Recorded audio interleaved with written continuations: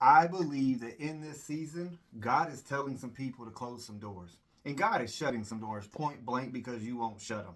But there's some things that God has to remove out of your life that maybe you built in a season that you weren't supposed to build, right? So there's a couple things. Abraham had Isaac. Isaac was the promise. They couldn't have kids. He had faith. He knew that God told him he was going to have as many descendants as stars in the sky.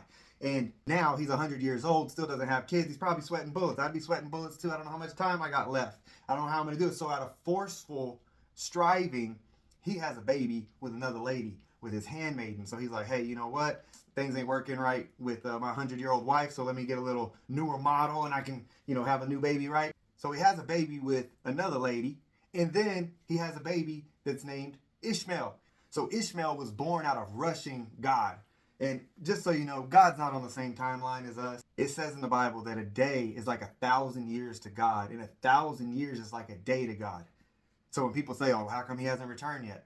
Because a day is like 1,000 years. Like Jesus has been gone for 2,000 years. He's been gone for 2 days. 2 days.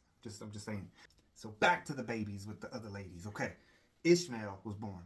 Ishmael was born out of the flesh. Isaac is born out of the promise. Isaac is where the generations come into play of Abraham's descendants, not Ishmael. So, my point, why rush the Lord? We have to make steps in the right direction, plan accordingly, make moves, but we're not kicking down doors.